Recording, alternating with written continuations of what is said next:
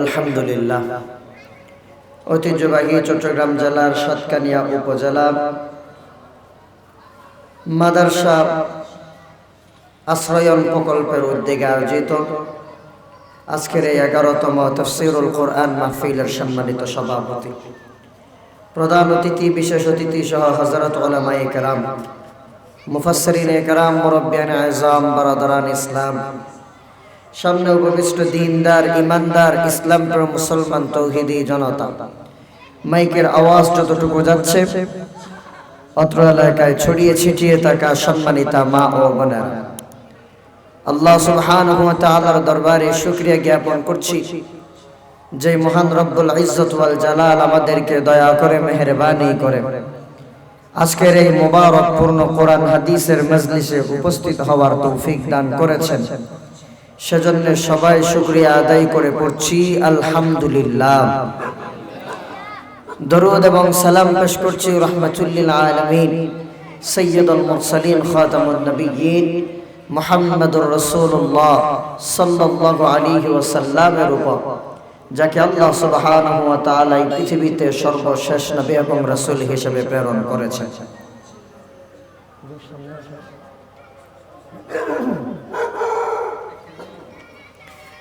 সম্মানিত প্রিয় উপস্থিতি, আমি আপনাদের সামনে পবিত্র কুরআনুল কারীম থেকে সূরা লুকমানের একটি আয়াত তেলাওয়াত করেছি। রাসূলুল্লাহর অসংখ্য হাদিস থেকে একটি হাদিস আপনাদের সামনে পেশ করেছি।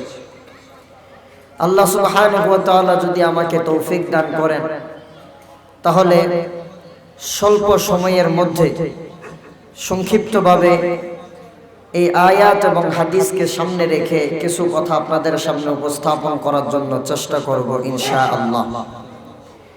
যে কথাগুলো বলবো ওই কথাগুলা আল্লাহ সুবহানাহু ওয়া তাআলা সবার আগে আমাকে আমলের নিয়তে বলার, এরপর আপনাদেরকে আমলের নিয়তে শোনার তৌফিক দান করুন। সবাই বলি আল্লাহুম্মা আমিন।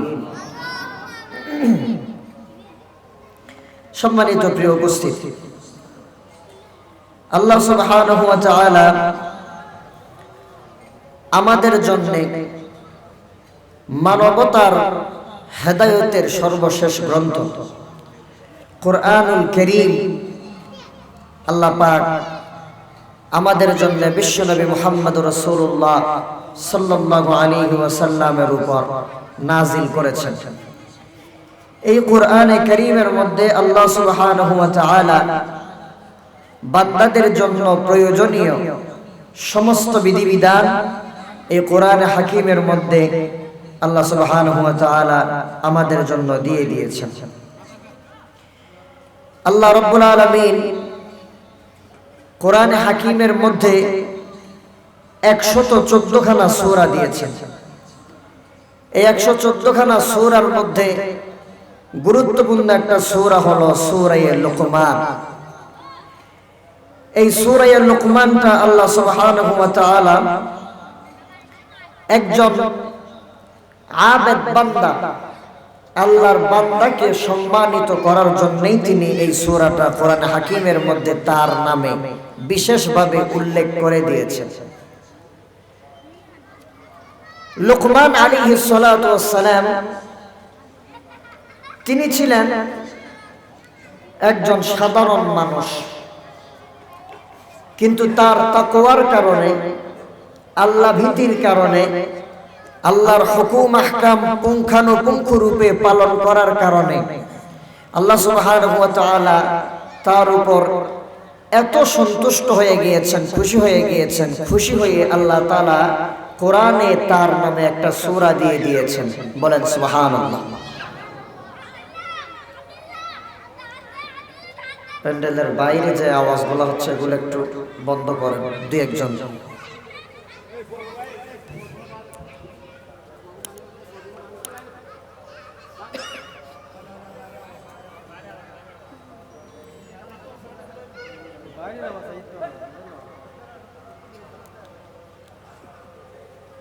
সম্মানিত প্রিয় উপস্থিতি,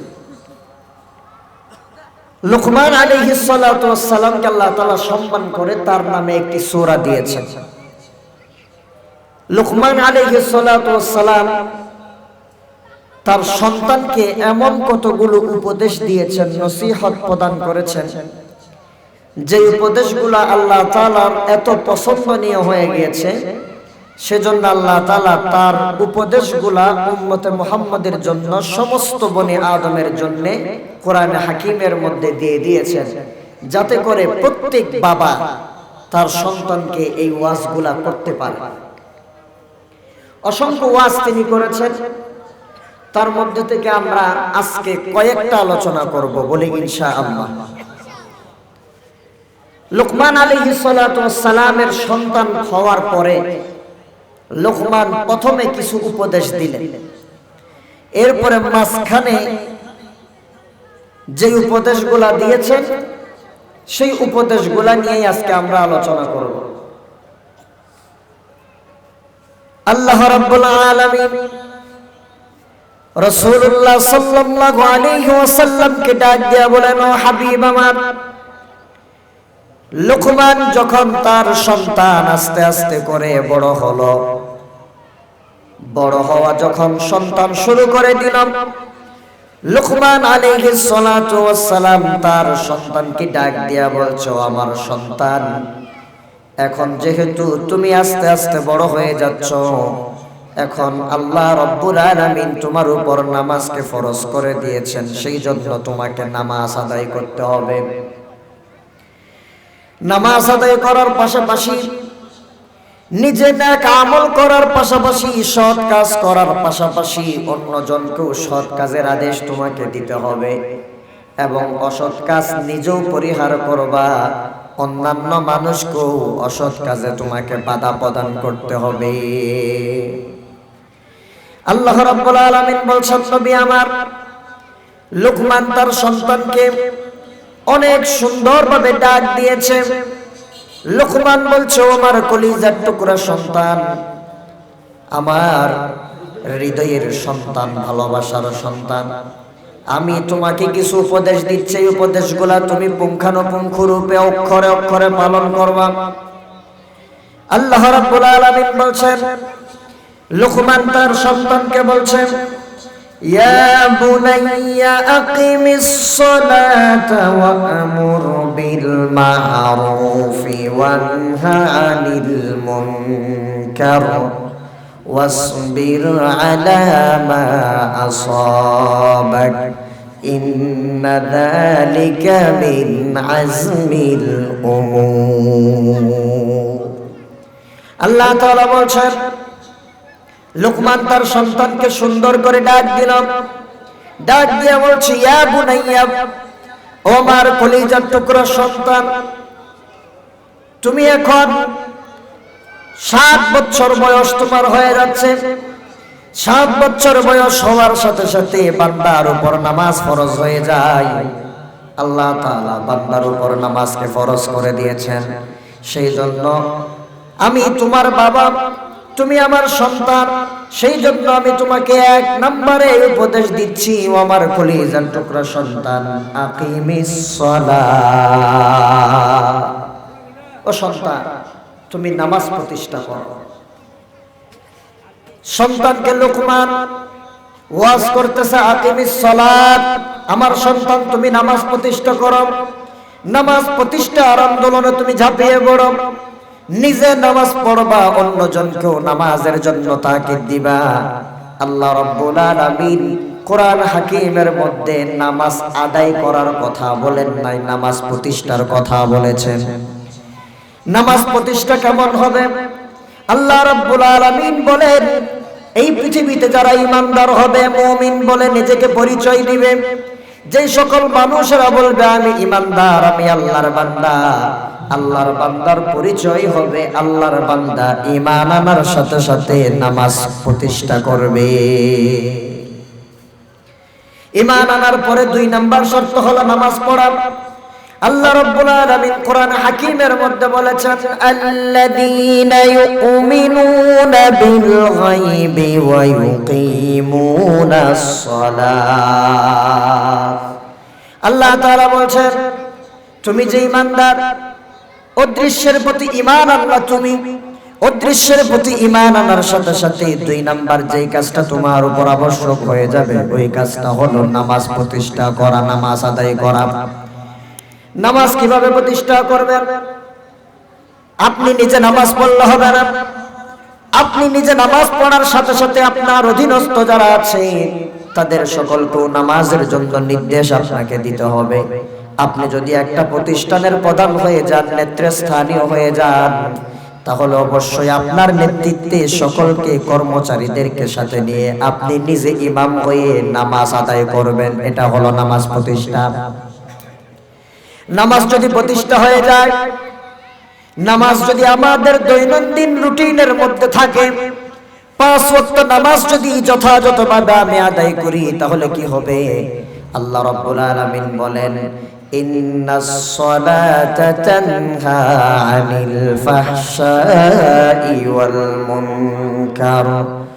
আল্লাহ তাআলা বলছেন, ও নবীজি, উতলু মা উহিয়া ইলাইকা মিনাল কিতাবি ওয়া আকিমিস সালাত। ও নবীজি, আপনার উপর যেই কিতাব ওহী করা হয়েছে সেই কিতাব থেকে আপনি তেলাওয়াত করেন এবং নামাজ প্রতিষ্ঠা করেন।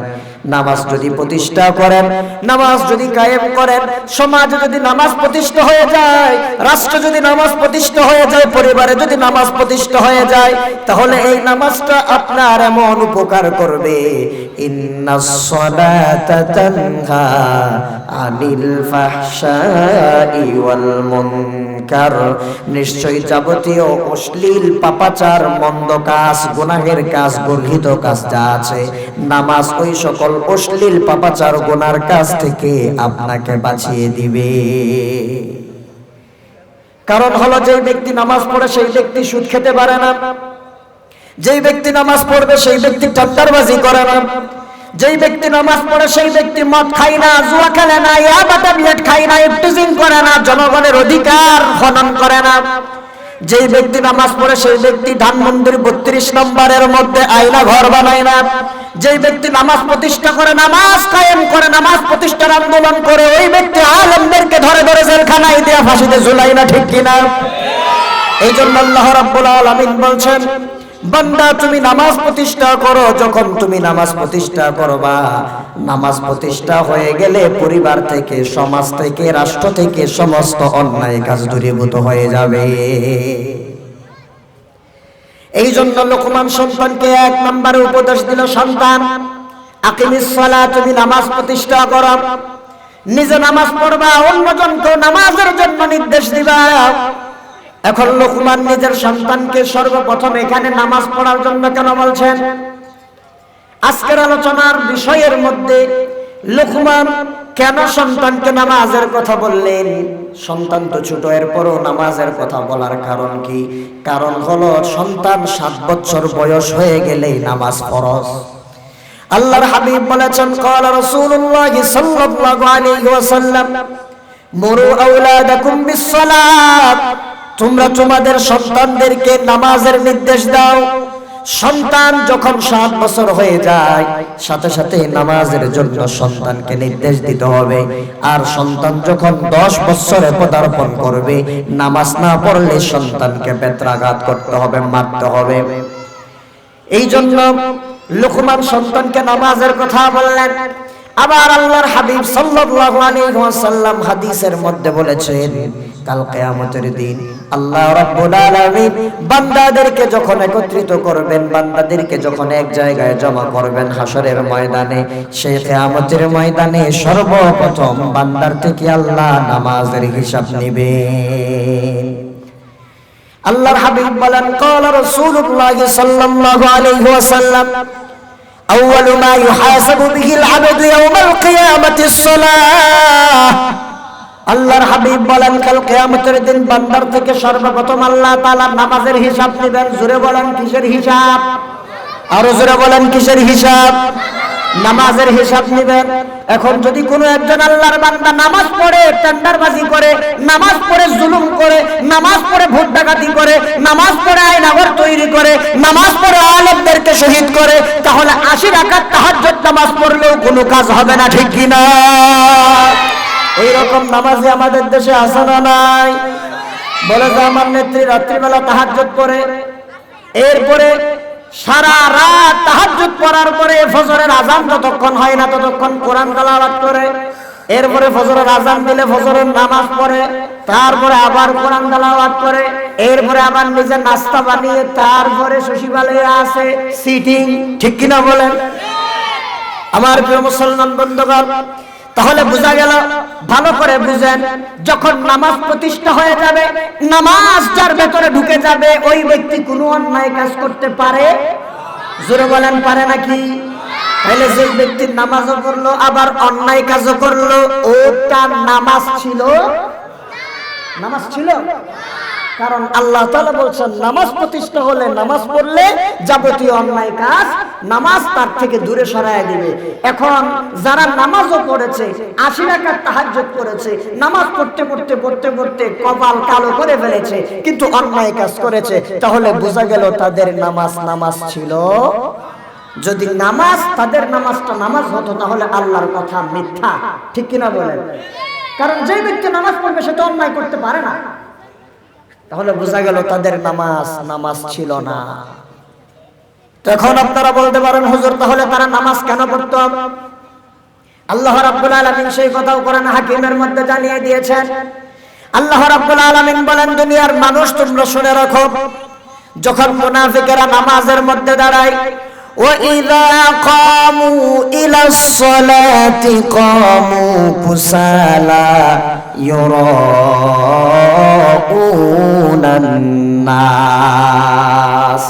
আল্লাহ রাব্বুল আলামিন বলেন, যখন তারা মুনাফিকেরা নামাজের মধ্যে দাঁড়ায়, তখন এমন ভাবে দাঁড়ায় যেন এমনি বাধ্য হয়ে তাকে দাঁড়াতে হয়েছে।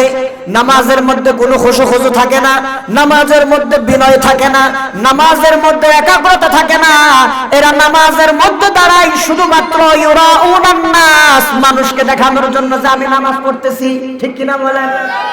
নামাজ ফরজ হিসাবে পড়ে না, আল্লাহ বলছেন ইউরাউনান নাস, মানুষকে দেখানোর জন্য যে না আমাদের সরকার নামাজ পড়ে, আমাদের এমপি নামাজ পড়ে, আমাদের স্বামী ওসমান তাহাজ্জুদ গুজারে, আমাদের এমপি সাহেব তাহাজ্জুদ গুজারে, এটা দেখানোর জন্যই তারা নামাজ পড়ে। এদের উদ্দেশ্য আমি আল্লাহকে সন্তুষ্ট করা নয়, এদের উদ্দেশ্য মানুষকে দেখানো। এখন যারা মানুষকে দেখানোর জন্য নামাজ পড়ে তাদের আযাব কেমন হবে? আল্লাহ রাব্বুল আলামিন বলেন, যেই ব্যক্তি আল্লাহর হাবিব সাল্লাল্লাহু আলাইহি সাল্লামের মাধ্যমে আল্লাহ তাআলা আমাদেরকে জানিয়ে দিয়েছেন, রাসূল বলেছেন, যেই ব্যক্তি মানুষকে দেখানোর জন্য নামাজ পড়ে, তাহলে সেই ব্যক্তি শিরকের গুনাহ করলো। কিসের গুনাহ? জোরে বলেন, কিসের গুনাহ? শিরকের গুনাহ।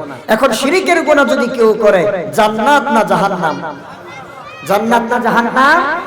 আল্লাহ রাসূল বলেন, মান সাল্লা ইউরাই ফাকাদ আশরাকা, যেই ব্যক্তি মানুষকে দেখানোর জন্য নামাজ পড়লো, তাহলে সেই ব্যক্তি শিরক করলো, আর শিরকের পরিণতি ভয়াবহ জাহান্নাম।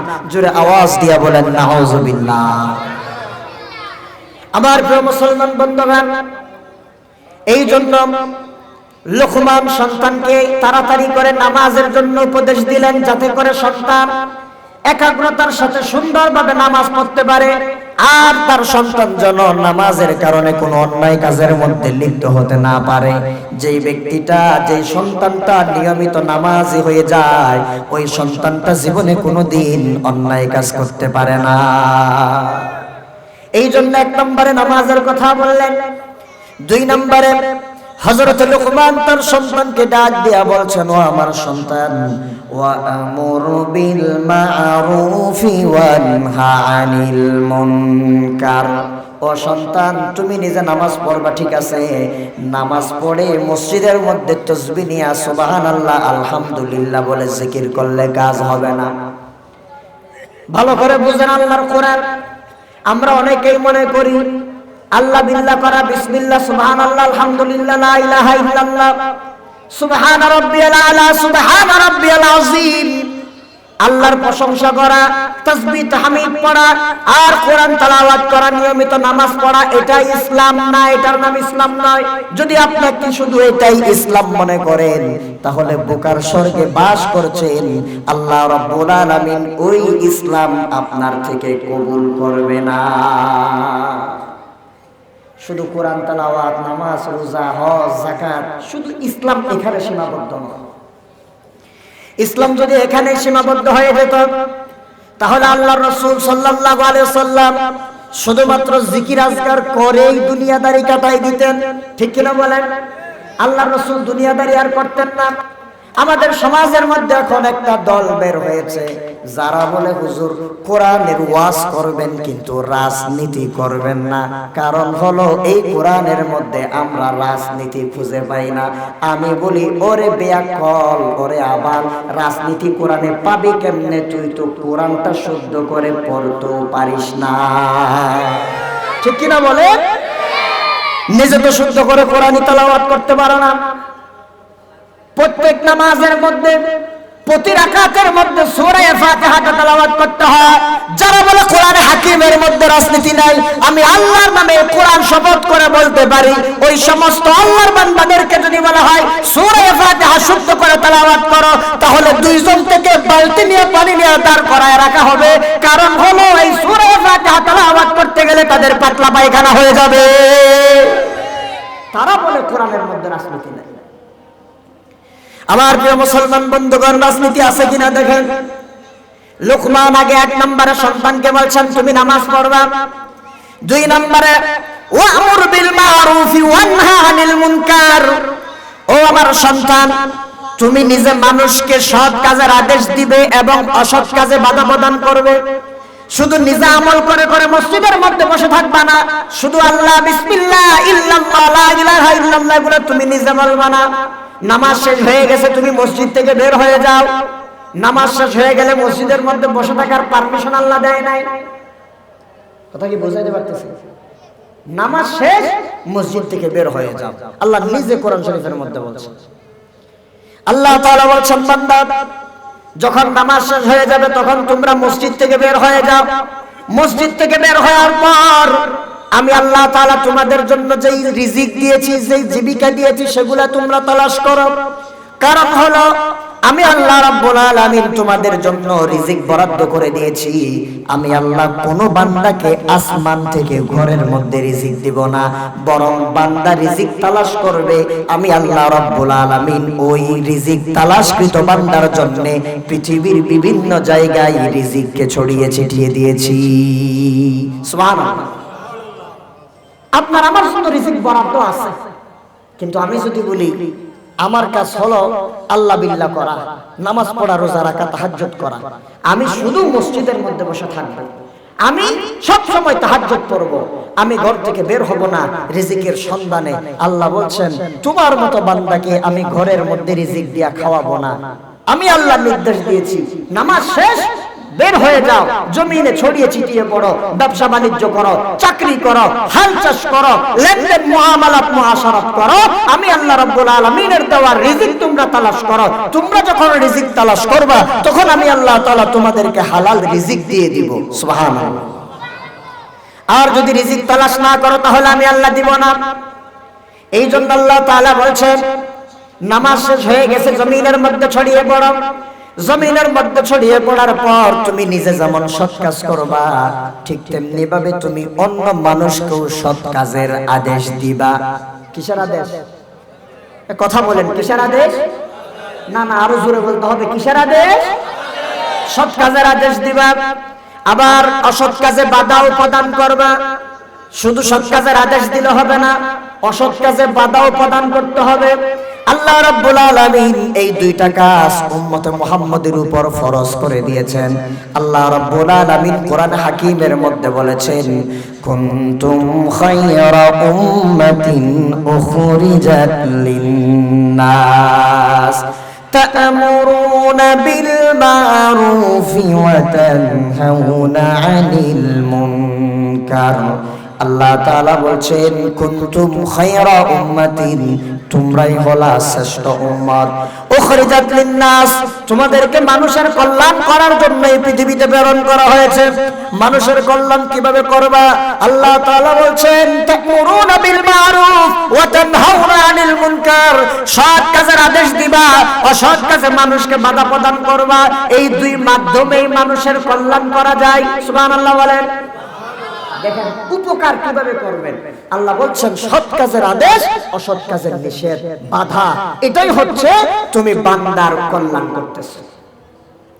আবার আল্লাহ রাব্বুল আলামিন কোরআন হাকিমের বিভিন্ন জায়গায় সৎ কাজের আদেশ, অসৎ কাজে বাধা প্রদান করার জন্য নির্দেশ দিয়েছেন। আল্লাহ রাব্বুল আলামিন বলেন, ইমানদারেরা তোমরা শুনে রাখো, এই পৃথিবীর মধ্যে ইমানদারেরা হলো ইমানদারের বন্ধু।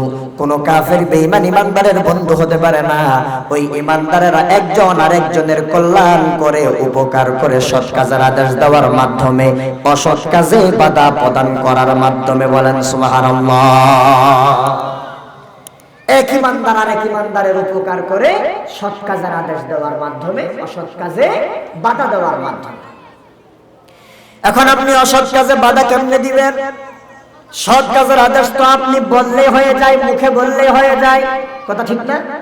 সৎ কাজের আদেশ, আসো নামাজে যাই, অথবা না গেলে টেনে নিয়ে যাবে, মদ খেও না, ঘুষ খেও না, জুলুম নির্যাতন করিও না। কিন্তু অসৎ কাজে বাধা, এটা খুব কঠিন কাজ। বলেন এটা কি কাজ? আরো জোরে কি কাজ? আমাদের মানুষেরা সৎ কাজের আদেশ দিতে খুব বেশি ভালোবাসে, কিন্তু অসৎ কাজে বাধা দেওয়ার আগে 10 বার চিন্তা করে। ঠিক কিনা বলেন? অসৎ কাজে বাধা আপনি কেমনে দিবেন? আল্লাহর রাসূল বলেন, মুসলিম শরীফের হাদিসের মধ্যে এসেছে, ক্বালা রাসূলুল্লাহ সাল্লাল্লাহু আলাইহি ওয়াসাল্লাম, মান রাআ মিনকুম মুনকারান ফালইয়ুগাইয়িরহু বিয়াদিহি ফাইন লাম ইস্তাতি' ফাবিলিসানিহি ফাইন লাম ইস্তাতি' ফাবিকলবিহি ওয়া যালিকা আদআফুল ঈমান। ভালো করে খেয়াল করেন, আল্লাহর হাবিব বলেন, তোমাদের কেউ যদি কোনো অন্যায় কাজ হতে দেখো, তাহলে 1 নাম্বার ফালইয়ুগাইয়িরহু বিয়াদিহি, কি দিয়ে অন্যায়ের প্রতিবাদ করবে? কি রে বুঝেন না এটা কি? 1 নম্বরে কি দিয়া? জোরে বলেন কি দিয়া? আপনাদের হাত নাই নাকি? আল্লাহর রাসূল বলেন 1 নম্বর ফালইয়ুগাইয়িরহু বিয়াদিহি, অন্যায়ের প্রতিবাদ হবে কি দিয়া? জোরে বলেন কি দিয়া? 1 নম্বর হাত দিয়া। 2 নম্বর আল্লাহর হাবিব বলেন ফাইন লাম ইস্তাতি' ফাবিলিসানিহি, হাত দিয়া প্রতিবাদ করার ক্ষমতা যদি তোমার না থাকে তাহলে জবান দিয়া। 3 নাম্বার, জবান দিয়া প্রতিবাদ করার ক্ষমতাও যদি তোমাদের না থাকে, যদি জবানের ক্ষমতাও কেড়ে নেওয়া হয়, ফাইন লাম ইস্তাতি' ফাবিকলবিহি, তাহলে অন্যায়ের প্রতিবাদ করবা অন্তর দিয়া। কি দিয়া? এবার ব্যাখ্যা নেন। হাত দিয়া তো প্রতিবাদ হয় না, হাত দিয়া হয় প্রতিরোধ। কথা কি বুঝাইতে পারছেন? হাত দিয়া কি হয়? হাত দিয়া প্রতিবাদ হয় না, হাত দিয়া প্রতিরোধ হয়, প্রতিরোধ। আমার প্রিয় মুসলমান বন্ধুগণ, তাহলে এখন আপনি প্রতিরোধ কেমনে করবেন? প্রতিরোধ করা মানে হলো বাধা দেওয়া। প্রতিরোধ করা মানে কি? যদি কেউ অন্যায় কাজ করে তাহলে আপনি প্রতিরোধ করবেন, তাকে ওই অন্যায় কাজে বাধা দিবেন হাত দিয়া। কেমনে দিবেন? আল্লাহ রাব্বুল আলামিন আমাকে আপনাকে ক্ষমতা দিয়েছেন, হাত দিয়েছেন ঘুষি পাকানোর জন্য, কিল ঘুষি পাকানোর জন্য শক্তি দিয়েছেন। সমস্ত শক্তি এক করে নারে তাকবীর আল্লাহু আকবার বলে একটা ঘুষি দিয়ে দিবেন, বাতিল তছনছ হয়ে যাবে। বলেন ঠিক কিনা?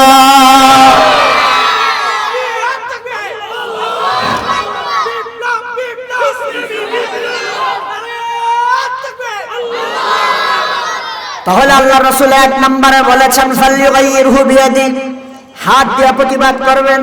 16 বছর পর্যন্ত আমরা হাত দিয়ে প্রতিবাদ করতে পারি নাই। হাত ভেঙে দেওয়ার হুমকি দেওয়া হয়েছে, জেলখানার মধ্যে নিয়ে যাওয়া হয়েছে, আমাদেরকে পঙ্গু করে দেওয়া হয়েছে। এরপর ওই বাংলার জমিন থেকে ইসলামী আন্দোলনকে দমন করতে পারে নাই। ঠিক কিনা?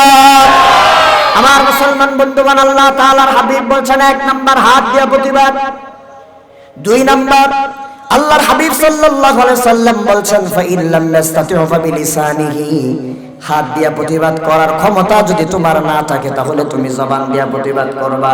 16 বছর আমরা হাত দিয়া প্রতিবাদ করতে পারি নাই, কিন্তু জবান দিয়া প্রতিবাদ করেছি, যার কারণে জবান দিয়া প্রতিবাদ করার কারণে আমাদের মাহফিলগুলা বন্ধ করে দেওয়া হয়েছে।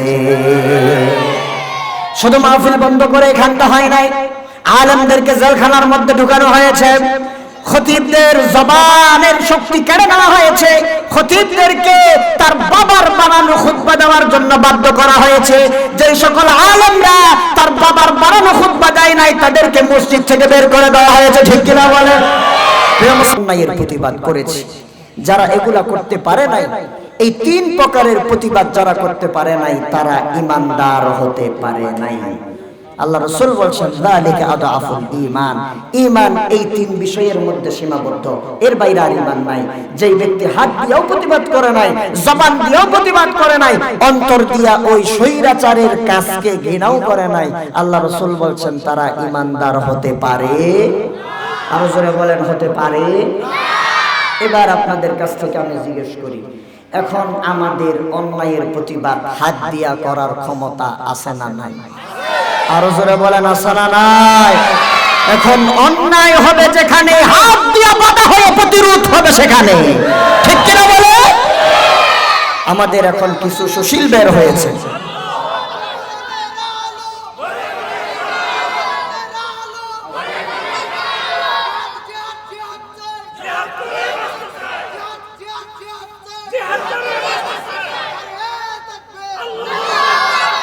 প্রিয় মুসলমান বন্ধুগণ, আমাদের এই বর্তমান সময়ে কিছু সুশীল বের হয়েছে। এই সুশীলেরা আমাদেরকে এখন বলতেছে যে না, এখন একটু বাড়াবাড়ি হয়ে যাচ্ছে। কেন তাদেরকে মারা হচ্ছে? কেন ধানমন্ডি 32 নম্বর ভাঙ্গা হচ্ছে? কেন অমুক কার্যালয় ভাঙ্গা হচ্ছে? হাত কেন তোলা হচ্ছে? রাষ্ট্রীয় সম্পদ কেন ধ্বংস করা হচ্ছে? আফসোস লাগতেছে আমাদের, এরা অন্যায় করতেছে। এমন কিছু মানুষ আছে না নাই? আরো জোরে বলেন, আছে না নাই? আরো জোরে বলেন, আছে না নাই? শুনেন, আমরা কোনো অন্যায়ের পক্ষে নই, অন্যায়কে আমরা সাপোর্ট করি না। হ্যাঁ, মেনে নিলাম যুক্তির খাতিরে 32 নাম্বার ভাঙাতে আপনার কষ্ট লাগতেছে, সেটা অন্যায় হচ্ছে, আমিও মানলাম এটা অন্যায় হচ্ছে।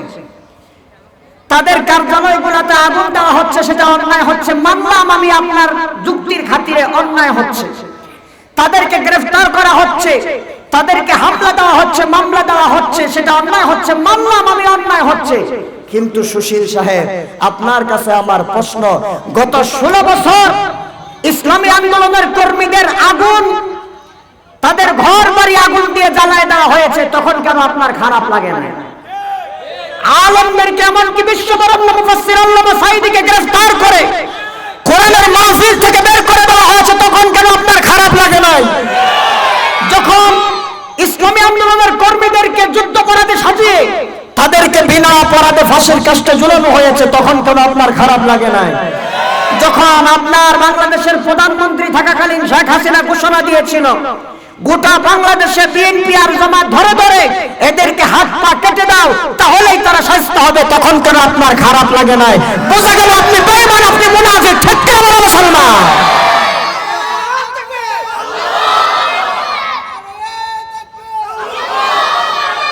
সম্মানিত প্রিয় উপস্থিতি, প্রিয় মুসলমান বন্ধুগণ, তাহলে আমরা বোঝাতে চাচ্ছি তোমরা একদিনের সুশীল হইও না। আমরা যেটা ন্যায় সেটাকে ন্যায় বলি, অন্যায়কে অন্যায় বলি। এই দানা তো একদিনে হয় না। ধানমন্ডি 32 নম্বরের বাড়ির প্রতি খুব বাংলাদেশের জনগণের একদিনে তৈরি হয় নাই। মুক্তিযুদ্ধের বঙ্গবন্ধু ছিল বাংলাদেশের মানুষের হৃদয়ের মানুষ, কিন্তু মুক্তিযুদ্ধ পরবর্তী এই 52 বছরে, মুক্তিযুদ্ধ পরবর্তী সময়ে শেখের বেটি শেখ হাসিনা যা করেছে তার কারণে বঙ্গবন্ধু অপমানিত হয়েছে। ঠিক কি বলা বলছেন? এত জালের এত জুলুম করেছে, নির্যাতন করেছে, যার কারণে মানুষ অতিষ্ঠ হয়ে তার বাড়িটা পর্যন্ত বাংলাদেশে রাখতে চাই না।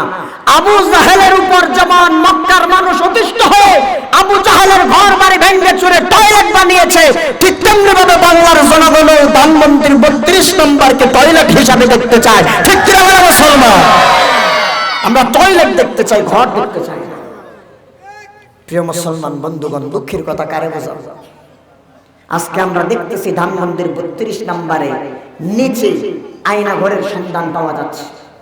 সেখানে মানুষের ব্রাশ পাওয়া যাচ্ছে, মানুষের জুতা পাওয়া যাচ্ছে, মানুষের চুপ পাওয়া যাচ্ছে। এমনকি আপনারা জেনে থাকবেন, যখন মাননীয় প্রধান উপদেষ্টা ডক্টর ইউনূস সাহেব আয়নাঘর পরিদর্শন করবেন বলেছেন, তখন কিছু কিছু সংস্থা ডক্টর ইউনূসকে বলেছে, না, আয়নাঘর পরিদর্শন করা যাবে না। যদি আয়নাঘর পরিদর্শন করা হয় তাহলে বাংলাদেশের আইন শৃঙ্খলা বাহিনীর প্রতি মানুষের বিরূপ ধারণা জন্ম নিবে, সেজন্য এগুলা প্রদর্শন করা যাবে না। কিন্তু আবার যখন বিদেশি চাপ পড়েছে, তিনি আবার বলেছেন অল্প কিছুদিনের মধ্যেই আন্তর্জাতিক এবং দেশীয় মিডিয়া নিয়ে তিনি আয়নাঘরগুলা পরিদর্শন করবেন, বাংলাদেশের মানুষকে দেখিয়ে দিবেন আওয়ামী লীগ নামের এই জালেম স্বৈরাচার সরকার কত বড় জালেম ছিল। ঠিক কিনা? ফেরাউনের জুলুম বাস্তব হার মানিয়েছে, আর এই জুলুমের মধ্যে সাহায্য করেছে কিছু আমাদের মতো আলেম নামদারি মুনাফিকেরা। ঠিক কিনা বলা মুসলমান? কার কথা বলবেন? আলেম ভালো মানুষ। আল্লাহ রাসূল হাদিসের মধ্যে বলেছেন, কিয়ামতের আগ মুহূর্তে এই পৃথিবীতে আসমানের নিচে জমিনের উপরে সবচেয়ে খারাপ হবে আলেমরা। তাখরুজুহুমুল ফিতনা ওয়া ফীহিম তাউদু, তাদের থেকেই ফিতনা বের হবে, আবার তাদের দিকেই ফিতনা ফিরে যাবে। লক্ষ্য করে দেখেন, সাইদ সাহেবের বিরুদ্ধে মামলা আওয়ামী লীগের কোন এমপি মন্ত্রী করে নাই, ছাত্রলীগের কোন নেতা কর্মী করে নাই। আল্লামা সাইদির বিরুদ্ধে মামলা করেছে একজন ভণ্ড মৌলবী নজিবুল বশর মাইজবান্ডারি। ঠিক কিনা বলেন? মামুনুল হকের বিরুদ্ধে মামলা করেছে একজন তাদের দলের নাম দেওয়া একজন মৌলবী। আমির হামজার বিরুদ্ধেও মামলা করেছে আমাদের মতো কিছু মৌলবীরা।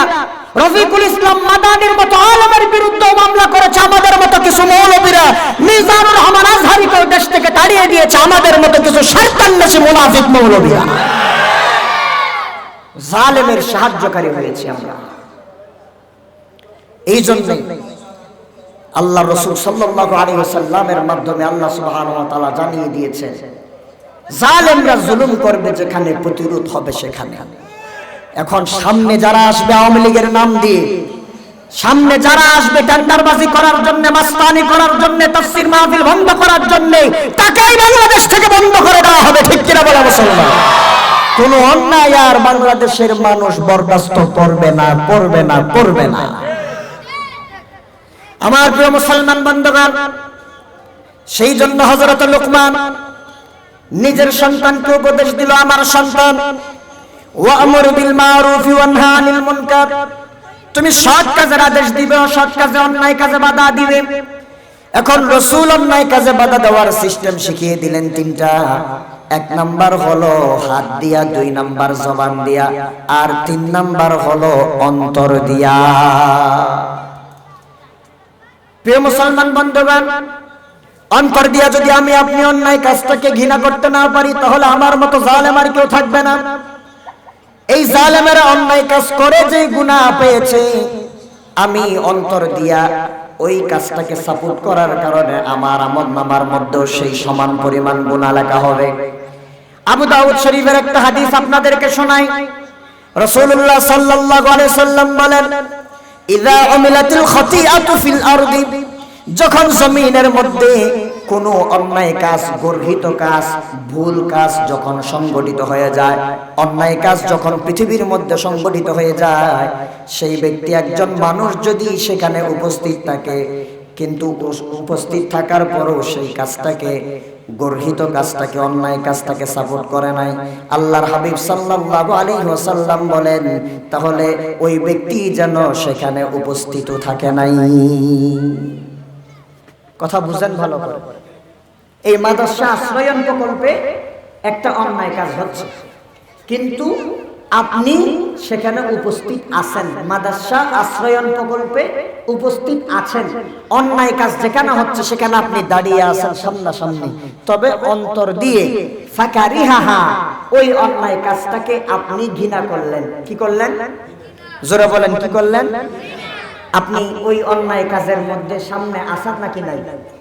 আসার না, কিন্তু ওই কাজটাকে আপনি কি করেছেন? ঘৃণা করেছেন। আল্লাহ রাসূল বলছেন তাহলে সেই ব্যক্তি যেন সেই জায়গায় উপস্থিত নাই। সুবহানাল্লাহ বলবেন না? কিন্তু মাদ্রাসা আশ্রয়ন প্রকল্পে একটা অন্যায় কাজ হচ্ছে, আপনি সেখানে উপস্থিত নাই। ওয়ামান গাবা, আপনি উপস্থিত নাই। আপনি আছেন সৌদি আরবে, কোথায়? অথবা আছেন চট্টগ্রাম শহরে, অথবা আছেন ঢাকার মধ্যে। কিন্তু আপনাকে যখন ফোন দিয়ে বলা হলো অমুকের বাড়ি জবরদখল করে নিয়ে নেওয়া হয়েছে, তখন আপনি বললেন যে যা হয়েছে ভালো হয়েছে, ঠিক কাজ করছো। আপনি ওই কাজটার উপর ফারদিয়াহা, ওই অন্যায় কাজের উপর সন্তুষ্ট হয়ে গেলেন। রাসূল সাল্লাল্লাহু আলাইহি ওয়াসাল্লাম বলছেন তাহলে সেই ব্যক্তি যেন ওই অন্যায় কাজের মধ্যেই উপস্থিত থাকলো। নাউজুবিল্লাহ বলেন।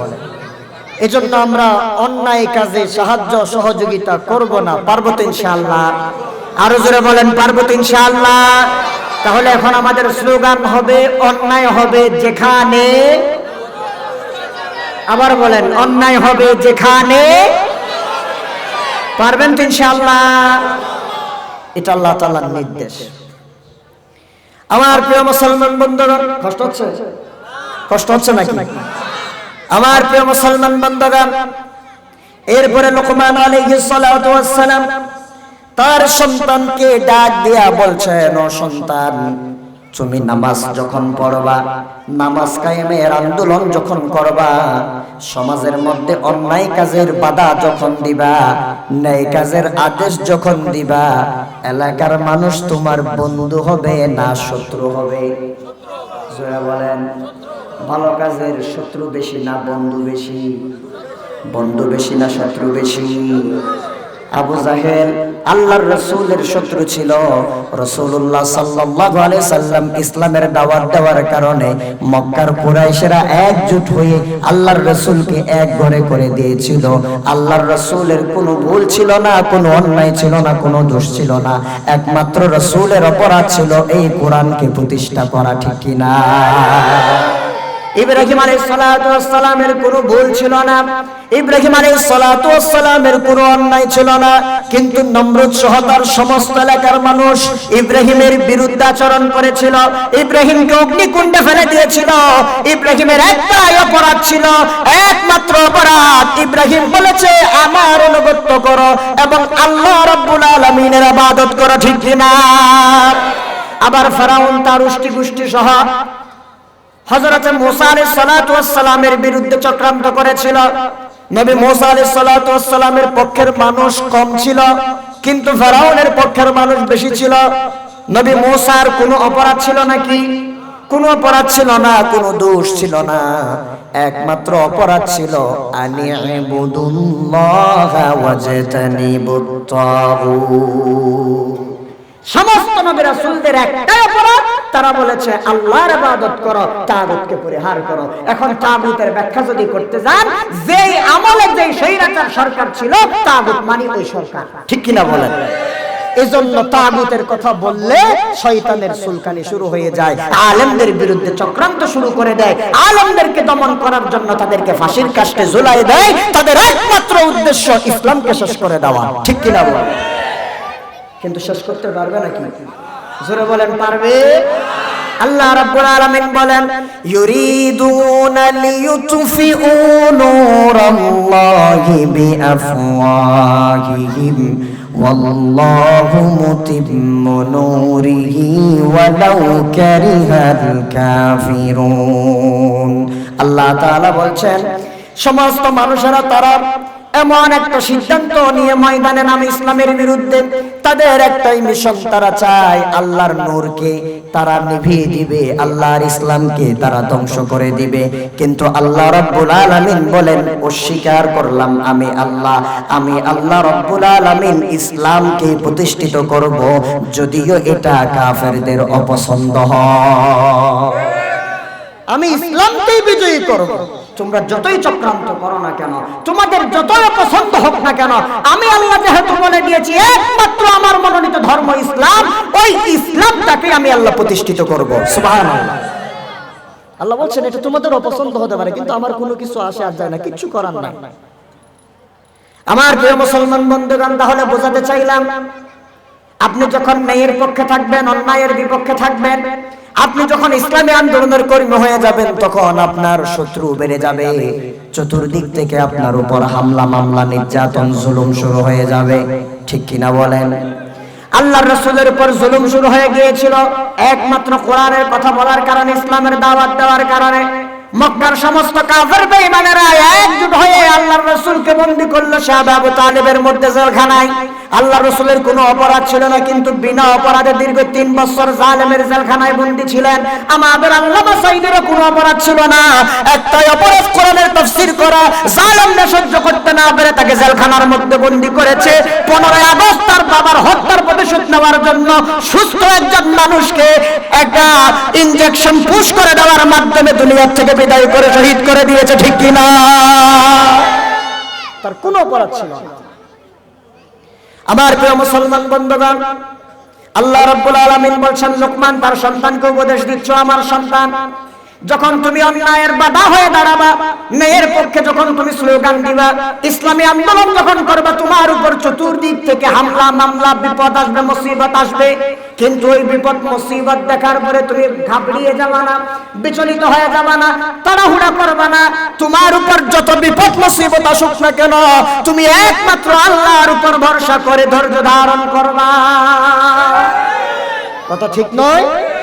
এই জন্য লোকমান তার সন্তানকে ডাক দিয়া বলছেন, ও আমার সন্তান, ওয়াসবির আলা মা আসাবাক ইন্না যালিকা মিন আজমিল উমুর।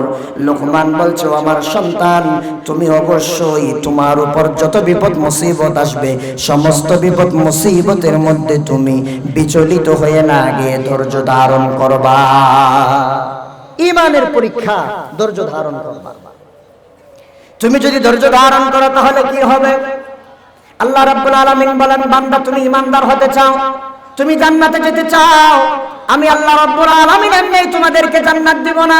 ঈমান এনেছো বললে আমি আল্লাহ তোমাকে ছেড়ে দিব না। আল্লাহ রাব্বুল আলামিন বলছেন, আমি আল্লাহ তাআলা তোমার থেকে কতগুলো পরীক্ষা নিব, তার মধ্যে সবচেয়ে গুরুত্বপূর্ণ হলো ধৈর্যের পরীক্ষা। বলেন কিসের পরীক্ষা? আর জোরে বলেন কিসের পরীক্ষা? আল্লাহ রাব্বুল আলামিন বলেন, আম হাসিবাতুম আন তাদখুলুল জান্নাতা ওয়া লাম্মা ইয়া'লামিল্লাহুল্লাযীনা জাহাদু মিনকুম ওয়া ইয়া'লামাস সাবিরিন। আল্লাহ তাআলা বলছেন, আম হাসিবাতুম আন তাদখুলুল জান্নাহ, তোমরা কি মনে করেছো নাকি আমি আল্লাহ রাব্বুল আলামিন তোমাদেরকে এমনি জান্নাত দিয়ে দিব? অথচ আমি আল্লাহ তাআলা দেখলাম না তোমাদের মধ্য থেকে কোন আল্লাহর বান্দা আমি আল্লাহর দ্বীন কায়েমের জন্য, জমিনের মধ্যে আমার দ্বীনকে প্রতিষ্ঠিত করার জন্য, তাগুতকে দূরীভূত করার জন্য আমি আল্লাহর রাস্তায় জিহাদ করেছে, সংগ্রাম করেছে, জীবন দিয়েছে, এটাও আমি আল্লাহ দেখলাম না। আর আমি আল্লাহ তাআলা এটাও দেখলাম না যে আমার দ্বীন কায়েম করতে গিয়ে যত অন্যায় হয়েছে, জুলুম নির্যাতনের শিকার হয়ে ধৈর্য ধারণ কারা করেছে সেটা না জেনে এমনি জান্নাত দিয়ে দিব না, না এটা হবে না। তাহলে আল্লাহ রাব্বুল আলামিন বলেন, জান্নাতে তখন যেতে পারবা যারা আমি আল্লাহর রাস্তায় নিজের জীবনটা দিয়ে জিহাদ করে আর বিপদ মুসিবতে ধৈর্য ধারণ করে, ওই সকল মানুষদেরকে আমি আল্লাহ জান্নাত দিয়ে দিব। সুবহানাল্লাহ। আমার মুসলমান বন্ধুগণ, যে যত বড় বেশি ঈমানদার তার পরীক্ষা তত কঠিন। কথা কি বুঝাইতে পারছি? ঈমান যত বেশি মজবুত, পরীক্ষা তত সহজ না কঠিন? বলেন, ঈমান যত মজবুত, পরীক্ষা কঠিন না সহজ? হাদিস শুনেন, আল্লাহর হাবিব বলেন, ক্বালা রাসূলুল্লাহ সাল্লাল্লাহু আলাইহি ওয়াসাল্লাম, আশাদ্দুন নাসি বালাআল আম্বিয়া সুম্মাল আমসাল ফাল আমসাল। ও দুনিয়ার মানুষ, আমি আপনাদের কাছে প্রশ্ন করতে চাই, এই দুনিয়ার মধ্যে আল্লাহর নবীদের চাইতে শ্রেষ্ঠ মানুষ আর কেউ আছে নাকি? আরো জোরে বলেন, আছে নাকি? আমার মুসলমান বন্ধুগণ, এরা আল্লাহ রাব্বুল আলামিনের প্রিয় মানুষ ছিলেন, এরা আল্লাহর মনোনীত নবী রাসূল ছিলেন। আল্লাহর হাবিব বলেন, আশাদ্দুন নাসি বালাআল আম্বিয়া, মানুষদের মধ্যে সবচেয়ে কঠিন বড় বড় পরীক্ষার সম্মুখীন হয়েছেন যারা, তারাই হচ্ছে আল্লাহর মনোনীত নবী রাসূলেরা। সবচেয়ে বড় প্রশ্নের পরীক্ষার সম্মুখীন তারা হয়েছে। এরপর আল্লাহর হাবিব বলেন সুম্মাল আমসাল ফাল আমসাল, এরপরে যার ঈমান যত বেশি মজবুত তার ঈমান তত বেশি মজবুত হওয়ার কারণে পরীক্ষাও কঠিন হবে। প্রিয় মুসলমান বন্ধুগণ আমার, ওই রকম ভাবে ঈমানের পরীক্ষার কথা যদি বলতে যায় ঘন্টার পর ঘন্টা বলা যাবে। নবীদের ঈমানের পরীক্ষা, সাহাবীদের ঈমানের পরীক্ষা, এদের ঈমান মজবুত হওয়ার কারণে আল্লাহ তাআলা তাদের থেকে পরীক্ষাও নিয়েছেন কঠিন। কেমন পরীক্ষা নেবেন? আল্লাহ তাআলা বলছেন, বান্দা তুমি যদি জান্নাতে যেতে চাও তাহলে আমাকে অবশ্যই কয়েকটা বিষয়ের উপর পরীক্ষা দিতে হবে। আপনারা পরীক্ষা দিতে প্রস্তুত আছেন নাকি? জোরে বলেন, আছেন নাকি? ও মুসলমান বন্ধুগণ, দুনিয়ার মধ্যে যেমন এক ক্লাস থেকে পাশ করে অন্য ক্লাসে যেতে হলে পরীক্ষা দেওয়ার দরকার আছে না নাই? আরো জোরে বলেন, আছে না নাই? যে যত বেশি সুন্দর করে পড়াশোনা করে উত্তর দিতে পারে তার রোল কি কাছে হয় না দূরে হয়? কাছে হয় না। কেন? সে পড়াশোনা ভালো করে করেছে, এজন্য। আল্লাহ রাব্বুল আলামিন ওই কথা বলেছেন। আল্লাহ তাআলা বলেন, দুনিয়ার মানুষ, আমি আল্লাহ তাআলা অবশ্যই তোমাদেরকে জান্নাত দিব, তবে তোমরা নিজেকে ঈমানদার বলে দাবি করছো, জান্নাতুল ফিরদাউস তোমরা দাবি করছো। আমি আল্লাহ তাআলা আমার জান্নাতগুলো এমনি তোমাদেরকে দিয়ে দিব না, কতগুলা পরীক্ষা দিব, ওই পরীক্ষার মধ্যে পাশ করলেই তোমাদেরকে জান্নাতের সুসংবাদ। আল্লাহ রাব্বুল আলামিন বলেন, সেই পরীক্ষাগুলা কি? বান্দা শুনে রাখো, প্রশ্ন আল্লাহ তাআলা আগে দিয়ে দিবেন। সুবহানাল্লাহ বলেন। আল্লাহ তাআলা প্রশ্ন ফাঁস করে দিলেন। আল্লাহ রাব্বুল আলামিন বলছেন, ওয়ালা নাবলুওয়ান্নাকুম বিশাইইম মিনাল খাউফি ওয়াল জু'i ওয়া নাকসিম মিনাল আমওয়ালি ওয়াল আনফুসি ওয়াস সামারাত ওয়া বাশশিরিস সাবিরিন। আল্লাহ তাআলা বলছেন, ওয়ালা নাবলুওয়ান্নাকুম বিশাইইন, অবশ্যই আমি আল্লাহ তাআলা তোমাদেরকে কতগুলা বিষয় দিয়া পরীক্ষা করব। তার মধ্যে এক নাম্বার হলো খাউফ। আমি আল্লাহ তাআলা তোমাদেরকে ভয় দিয়া পরীক্ষা করব। জোরে বলেন, কি দিয়া? আরো জোরে বলেন, কি দিয়া? রাত্রিবেলা ঘরের মধ্যে ঘুমাইতে পারবেন না, মিছিল নিয়ে রাস্তায় বের হতে পারবেন না, পুলিশ গুলি করে দিবে, স্বৈরাচারের সরকারের দালালেরা পিছন দিক থেকে আপনাকে আমাকে হামলা করবে, কথা বলতে দিবে না। ওই রকম ভয় আমাদের দিলের মধ্যে ছিল কি ছিল না? আল্লাহ তাআলা বলছেন, তাদের ভয় রাখা যাবে না, একমাত্র আমি আল্লাহর ভয় দিলের মধ্যে জায়গা দিবা। দুই নাম্বার আল্লাহ রাব্বুল আলামিন বলেন, ওয়াল জু'i, ক্ষুধা দিয়ে আমি আল্লাহ পরীক্ষা করব। তুমি যখন ঈমানদার হয়ে যাবা, যন্ত্রণা, ক্ষুধার যন্ত্রণায় তুমি ছটফট করবা, কিন্তু খাবারের জন্য পানি পাবা না। ও মুসলমান, আপনাদের মনে আছে কিনা জানি না, দীর্ঘ অনেক বছর আগের কথা, আমাদের মরহুম পীর আল্লামা শাহ আব্দুল জব্বার রাহিমাহুল্লাহর সন্তান আব্দুর রহিম, হাফেজ আব্দুর রহিম যখন আন্দোলনের মিছিল করতে গিয়ে আন্দরকিল্লা শাহী জামে মসজিদ চত্বরে শহীদ হয়ে গিয়েছিল, ওই দিনের ঘটনা আপনাদেরকে একটু স্মরণ করিয়ে দিতে চাই। ইসলামী আন্দোলনের কর্মীরা একজন আরেকজনকে কেমন ভাবে প্রাধান্য দেয়। আন্দরকিল্লা শাহী জামে মসজিদ চত্বর থেকে মিছিল শুরু হয়ে গেল, ইসলামী আন্দোলনের মিছিল, নারে তাকবীর আল্লাহু আকবার বলে যখন মিছিল শুরু হয়ে গেল, জালেমদের অন্তরের মধ্যে কম্পন ক্রিয়া সৃষ্টি হয়ে গেল। কম্পন ক্রিয়া সৃষ্টি হওয়ার সাথে সাথে জালেম সরকারের পুলিশেরা, জালেম সরকারের দালালেরা, স্বৈরাচার বাহিনীর গুন্ডারা মিছিলের মধ্যে হামলা করল। মিছিলের মধ্যে হামলা করে অনেক মানুষকে হতাহত করে ফেলল। আন্দরকিল্লা শাহী জামে মসজিদের সামনের রাস্তায় অনেক মানুষ, ইসলামী আন্দোলনের কর্মীরা হতাহত হয়ে, আহত হয়ে, জখম হয়ে মাটিতে পড়ে আছে। এমন সময় একজন আল্লাহর বান্দা ডাক দিল, আমি মরে যাচ্ছি, আমি মরে যাচ্ছি, আমাকে একটু পানি পান করাও। একজন ইসলামী আন্দোলনের কর্মী ভিতর দিক থেকে পানি নিয়ে আসলো। যখনই পানি পান করতে যাবে তখন দূর থেকে আরেকজন ডাক দেয়, আগে আমাকে পানি দাও, আমি মরে যাচ্ছি, পানি পানি করে চিৎকার দিল। এই ইসলামী আন্দোলনের সাথী আর এক সাথীকে কেমন ভাবে প্রাধান্য দিচ্ছে দেখেন। সাথে সাথে বলে দিল, আমি আরো অনেকক্ষণ পানি ছাড়া থাকতে পারবো, কিন্তু আমার ওই ভাইটার এখন পানি খুব বেশি দরকার, আমাকে পানি না দিয়ে তাড়াতাড়ি করে আমার ভাইটাকে পানি দিয়ে দাও। দৌড়ে তার কাছে পানি নিয়ে যাওয়া হলো। আবার দূর থেকে আরেকজন চিৎকার দিল, পানি পানি করে চিৎকার দিল। জালেমদের আঘাতে, বুলেটের আঘাতে তাদের শরীর ক্ষত বিক্ষত হয়ে গেল, তছনছ হয়ে গেল।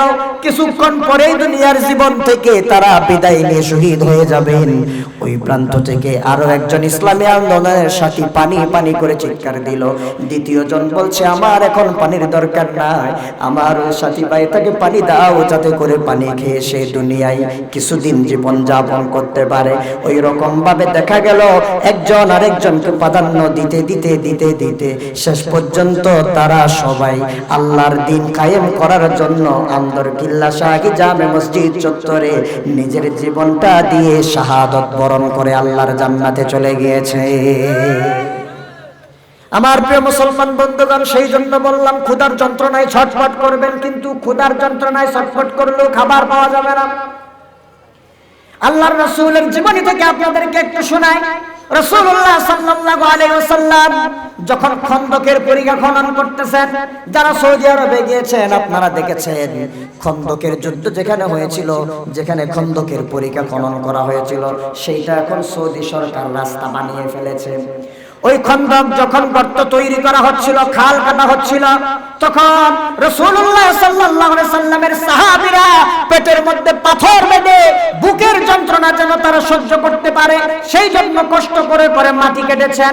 আল্লাহর রাসূল সাল্লাল্লাহু আলাইহি সাল্লাম নিজেও সাহাবীদেরকে উৎসাহ দেওয়ার জন্য তিনিও পেটের মধ্যে পাথর বেঁধে মাটি খনন করেছেন। সুবহানাল্লাহ বলেন।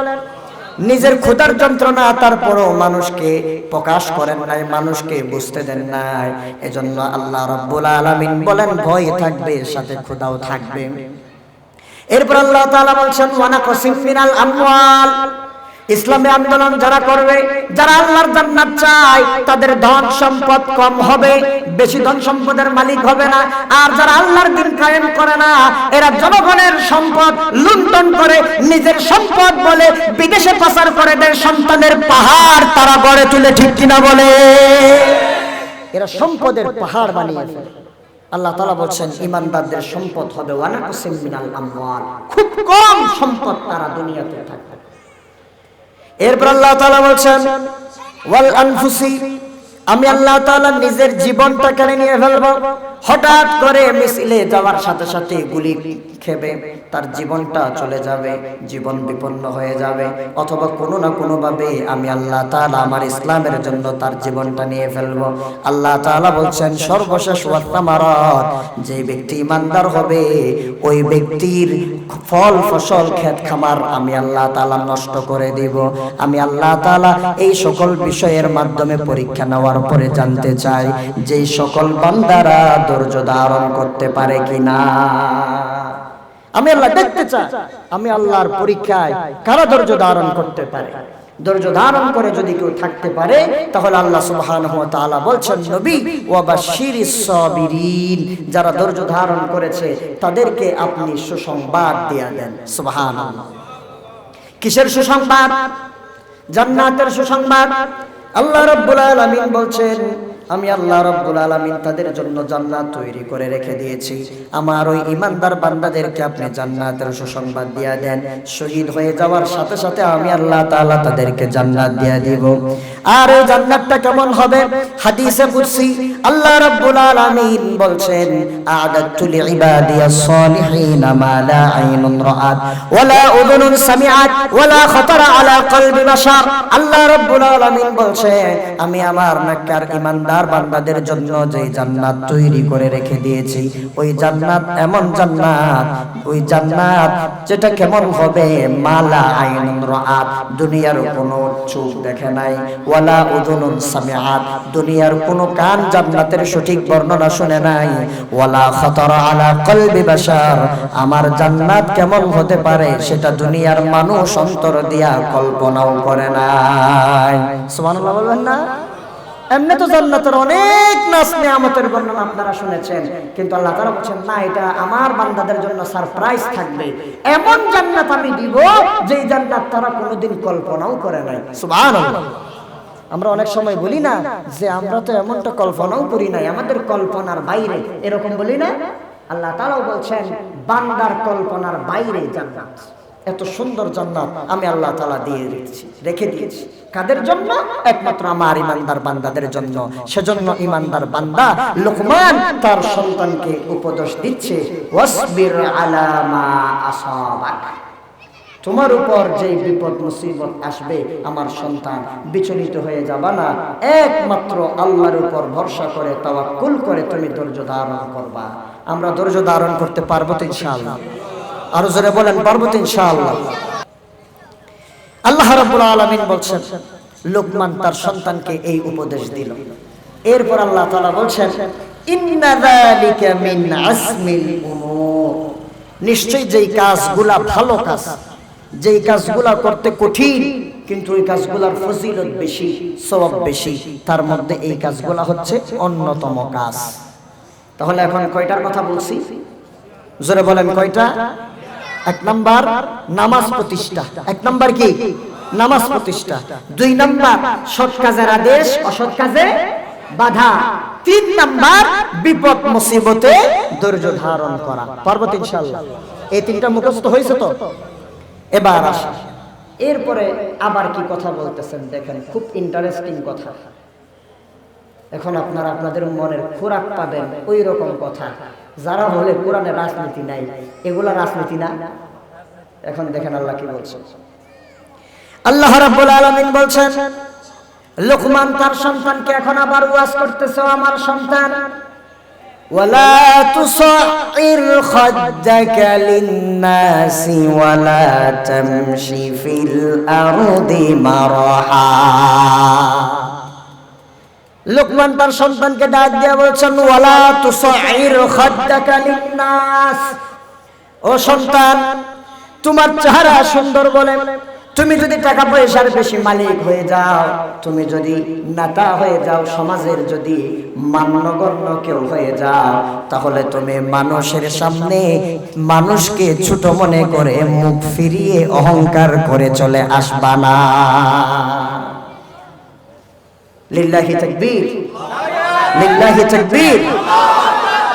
আলহামদুলিল্লাহ, আমাদের সম্মানিত মেহমান আমাদের কাছে চলে এসেছেন। আমি নির্দিষ্ট সময়ের মধ্যে শেষ করব।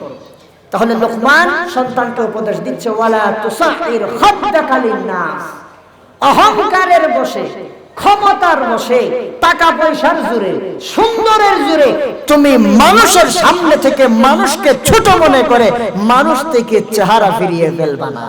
আমরা দেখেছি আপনাদের এলাকার পাশের মানুষ মানুষকে মানুষই মনে করত না, ক্ষমতার কারণে মানুষকে মানুষের সামনে নাজাহাল করত, অসম্মান করত, এমনকি অনেক আলেমকে বলেছে তুকে জুতা দিয়ে পিটাবো। ঠিক কি বলে?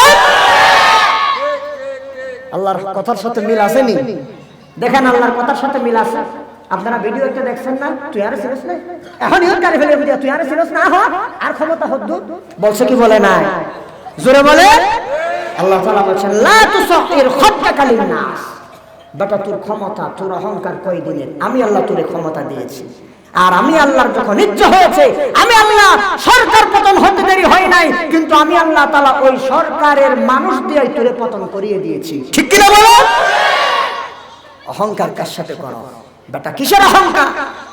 মানুষকে মানুষ মনে করবা না, মানুষের সামনে নাজহাল করবা, বক্তাদের কাছ থেকে মাইক কেড়ে নিবা, শুধু নিজের পছন্দের বক্তা হলে ওয়াজ করতে দিবা, অন্যদেরকে ওয়াজ করতে দিবা না।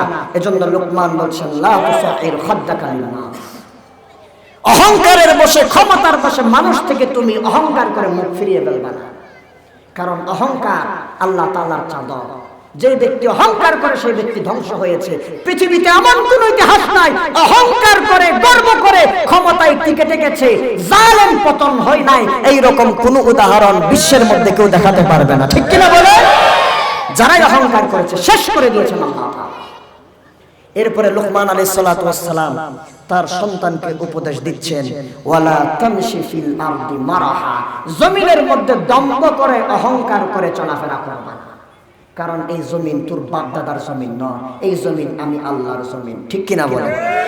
আল্লাহ তাআলা বলছেন কোরআনের আরেক জায়গায় যে তুমি যে জমিনের উপর অহংকারের বশত হাঁটতেছ, জমিনের উপর তুমি এমন ভাবে নির্যাতন করতেছ, আমার বান্দা তুমি শুনে রাখো, লা তামশি ফিল আরদি মারাহা, জমিনের উপরে এরকম অত্যাচার করিও না, জমিনের মধ্যে দম্ভ করে অহংকার করে হাঁটা চলাফেরা করিও না, কারণ ইন্নাকা লান তাখলিকাল আরদা ওয়া লান তাবলুগাল জিবালা তুলা। তুমি মন চাইলে জমিন ভেদ করে মাটির নিচে চলে যেতে পারবা না, আর তোমার মন চাইলে তোমার ক্ষমতার কারণে সিঁড়ি লাগিয়ে আসমানে উঠতে পারবা না। পালাই গেলে অন্তত কিছুদিনের জন্য শ্বশুর বাড়ি দিল্লি যেতে পারবা, ঠিক কি না বলা মুসলমান? এর থেকে বাইরে যেতে পারবা না। এজন্য কিসের অহংকার বেটা, কিসের অহংকার? জমিনের মধ্যে দম্ভ অহংকার করে চলাফেরা করবি না। কিছুদিনের জন্য তোকে ভারত জায়গা দিয়েছে, কিছুদিনের জন্য তোকে আমেরিকা জায়গা দিয়েছে, কিছুদিনের জন্য আত্মীয়ের ঘরের মধ্যে আত্মপরিচয় গোপন করে তুমি লুকিয়ে থাকতে পেরেছো, কিন্তু যখন দেখা যাবে বাংলাদেশের মানুষ স্বৈরাচারের কোনো চিহ্ন রাখবে না বলে সিদ্ধান্ত নেবে, তখন তোমার আত্মীয় তোমাকে আর হজম করবে না, বলবে যে তাড়াতাড়ি বাইরে তোর জ্বালায় আয়ুদ্ধ মরিয়ম, ঠিক কিনা বলে? এজন্য আল্লাহ তাআলা বলছেন আমার কাছে ফিরে আসতে হবে, অহংকার করবি না। অহংকার আমি আল্লাহ শেষ করে দিই। অহংকার কিভাবে শেষ করে দিই? এক বক্তব্যের কারণে ক্ষমতাচ্যুত হয়েছে, আরেক বক্তব্যের কারণে বাবার বাড়ি হারিয়েছে, ঠিক কিনা বলে? আজকে কেন তোমাদের এত খারাপ লাগতেছে? যখন আমাদেরকে জুলুমের উপর জুলুম করা হয়েছে, যদি সরকার পতন না হতো, আল্লাহর কসম এই কোরআন হাতে নিয়ে বলি, আমি বাইরে থাকতে পারতাম না। জুলাই মাসে যখন আমি কেরানীহাটে আমার মসজিদে ছাত্র আন্দোলনের পক্ষে ভূমিকা রেখে কথা বলেছি, এরপর থেকে আমি দীর্ঘ 1 মাস 5 আগস্ট পর্যন্ত জুমা পড়াইতে যাইতে দেয় নাই আমাকে। আমার মসজিদের সামনে কেরানীহাটের ছেলেপেলেরা, ছাত্রলীগের কুলাঙ্গারেরা আমাকে পাহারা দেওয়ার জন্য বসে আছে। আরেক চেয়ারম্যান, সে এখন পালিয়ে গিয়েছে। কেউ চেয়ারম্যান আপনারা চিনেন না?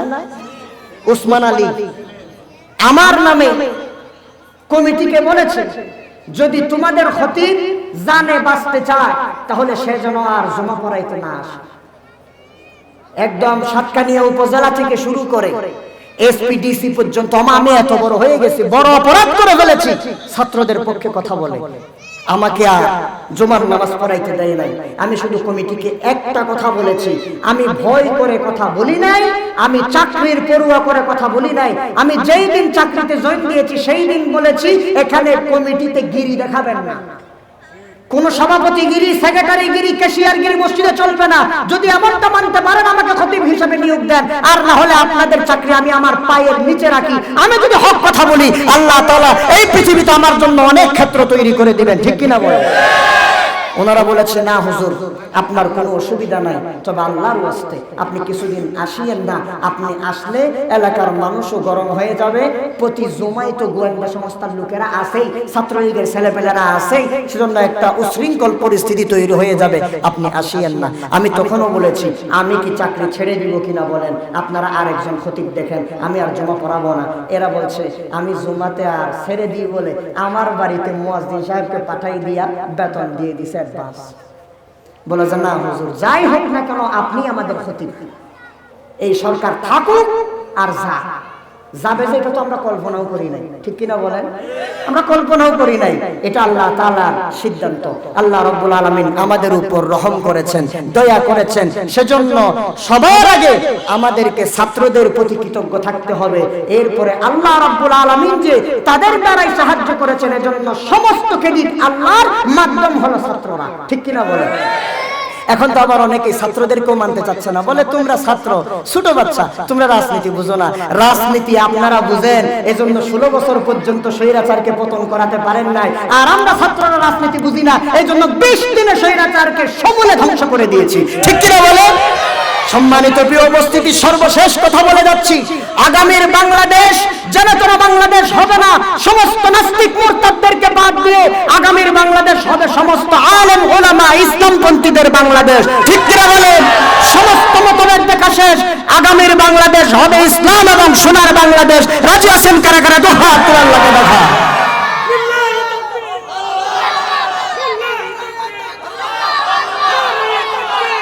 আল্লাহ তাআলা কবুল করুক, সবাই বলে আমিন, আর জোরে বলে আমিন। যে কথা বলেছি সেই কথা সবার আগে আমাকে আমল করার তৌফিক দান করুন, তারপর আপনাদেরকে আমল করার তৌফিক দান করুন, জোরে বলেন আমিন। কেউ গুসা টুসা হয়েছেন নাকি? রাগ টাগ করছেন নাকি? আল্লাহ তাআলার জন্য আমাদের ভালোবাসা, আল্লাহ তাআলার জন্যই আমাদের ঘৃণা করা। আমরা ব্যক্তি স্বার্থে কারো বিরুদ্ধে কথা বলি না, একমাত্র আল্লাহকে সন্তুষ্ট করার জন্য কথা বলি, ঠিক কিনা বলেন? আল্লাহ তাআলা আজকের এই মাহফিলকে কবুল করুক। আল্লাহ তাআলা আমার ভাইকেও কবুল করুন। অনেক দূর থেকে এসেছেন কষ্ট করে, চট্টগ্রাম শহর থেকে। তো ওই দাহদের মানুষ কেন? এতক্ষণ পর্যন্ত তায়াম্মুম ছিল, এখন পানি পেয়ে গেছেন, এখন আবার নতুন করে উযু করতে হবে, এজন্য তায়াম্মুম ভেঙে গেছে। আমিও এখান থেকে বিদায় নিচ্ছি। ওয়া আখির দাওয়ানা আলহামদুলিল্লাহি রাব্বিল আলামিন। আসসালামু আলাইকুম ওয়া রাহমাতুল্লাহি ওয়া বারাকাতুহু।